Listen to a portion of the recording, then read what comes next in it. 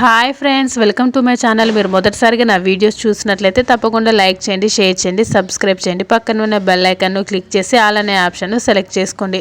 Story చాలా ఇంట్రెస్టింగ్గా ఉండబోతుంది ఫ్రెండ్స్. స్కిప్ చేయకుండా ఎండింగ్ వరకు చూడండి. దీప ఇంటికి వచ్చి కార్తిక్ మీద కూడా అరుస్తుంది. పిల్లలకు ఆకలి అవుతుందని తెలియదా అంటూ అనేస్తుంది. నేను తినేశాను, కార్తిక్ కారులో బయటకు తీసుకెళ్ళి తినిపించాడని చెప్తుంది. పిజ్జా తిన్నాను, చాలా బాగుంది మమ్మీ అని చెప్తుంది. రోజు నాకు అదే పెట్టమని అడుగుతుంది శౌర్య. చెప్పకుండానే పాప ఆకలి తీర్చారు, చాలా సంతోషం. పిజ్జా ఎంతైందని అంటే డబ్బులు చెప్తాడు. రోజు అంత డబ్బులు పెట్టి ఎక్కడ కొనిచ్చారని అనేసరికి కార్తిక్ ఆశ్చర్యపోతాడు. భలే విడ్డూరంగా మాట్లాడుతున్నారని అంటాడు. మిమ్మల్ని నా బిడ్డకు దూరంగా ఉండమని చెప్పింది నేనే, కానీ నా టైం బాగోలేక మీకు అప్పగించి వెళ్ళాను. కానీ మీరు దాన్ని అలవాటు చేసుకోవద్దు, కొత్త కొత్త రుచులు అలవాటు చేయొద్దు అంటూ దీప రిక్వెస్ట్ చేస్తుంది కార్తిక్ని. జీతం మీద బతుకుతున్న వాళ్ళ ఇప్పటికే కాలం కొట్టిన దెబ్బలకు మనసు చంపుకొని బతుకుతున్నామని బాధగా చెబుతుంది దీప. కార్తిక్ కూడా ఎమోషనల్ అవుతాడు. ఇప్పుడు నేను మిమ్మల్ని కోపడడం లేదు, కాస్త పరిస్థితి మెరుగుపడిన తర్వాత ఇంకొక ఇల్లు చూసుకొని వెళ్ళిపోతానని దీప తెగేసి చెప్తుంది. మీరు దానికి బాగా అలవాటు పడితే మేము ఎంత ఇబ్బంది పడాలో మీకు తెలుసు, అర్థం చేసుకోమని చెప్తుంది. శౌర్య వచ్చి కార్తిక్కు థ్యాంక్స్ చెప్పవా అంటుంది. లేదు అంటే నీ పని నా ఫ్రెండ్ చేశాడు, తనకు థ్యాంక్స్ చెప్పకపోతే అలుగుతానని అంటుంది. వెళ్ళిపోతున్న కార్తిక్ని ఆపి పాప ఆకలి తీర్చినందుకు థ్యాంక్స్ అని చెప్తుంది దీప. ఇన్నాళ్లకు మీతో థ్యాంక్స్ చెప్పించుకోగలిగాను, ఏదో ఒకరోజు మీతో క్షమించాను అని చెప్పించుకోవాలని ఆశిస్తున్నాను అనుకుంటాడు కార్తిక్. పారిజాతం వాళ్ళిద్దరిని చూసి చిలక గోరింకలు మాదిరిగా ఎంత బాగా మాట్లాడుకుంటున్నారో. నిన్ను దారిలో పెట్టాలని పారిజాతం ఫిక్స్ అవుతుంది. నరసింహ దీప మాటలు తలుచుకుని రగిలిపోతూ ఉంటుంది. శోభ పుల్ల విరుపు మాటలు మాట్లాడుతూనే ఉంటుంది. దీప ఎందుకు వచ్చింది, ఏం చేశావని శోభ అడుగుతుంది. ఈరోజు స్కూల్ ముందు వదిలేశారు, పిల్లల్ని క్యాబ్లో వదిలేశారు. ఆ క్యాబ్ మన సూరిగాడిది, దాని కూతురు కనిపించలేదని తెగ టెన్షన్ పడింది. అది తెలిసి ఇదంతా నేనే చేశానని కాస్త బిల్డప్ ఇచ్చానని చెప్తాడు.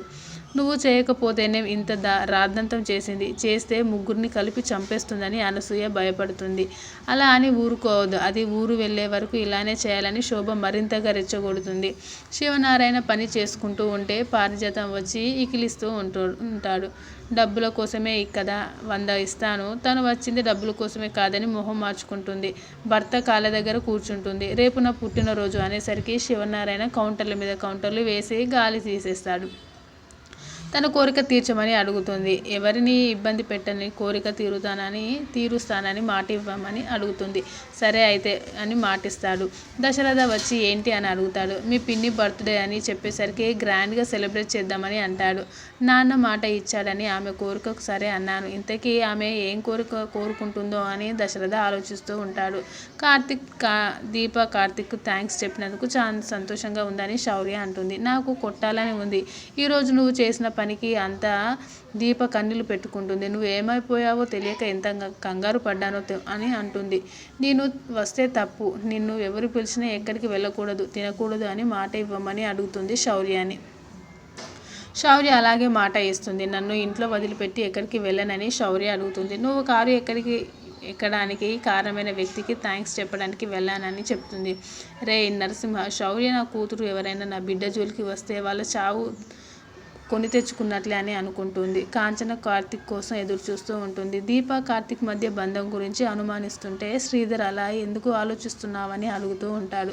తన మాటలు పట్టించుకోవద్దని అంటాడు. రేపు జరగరానిది ఏదైనా జరిగితే తలెత్తుకొని తిరగలేము అని అంటుంది. అప్పుడే కార్తిక్ ఇంటికి వస్తాడు. ఇంతకుముందు టైంకి ఇంటికి వచ్చేవాడు, ఇప్పుడు అవుట్ హౌస్ అనేసరికి ఎందుకు అలా ఆలోచిస్తున్నావని కార్తిక్ అడ్డుపడతాడు. నువ్వు చేస్తున్న పనులు చూస్తుంటే పిన్ని చెప్పిన మాటల్లో నిజం ఉందని అనిపిస్తుందని కాంచన అంటుంది. Thanks for watching this video. Please subscribe my channel.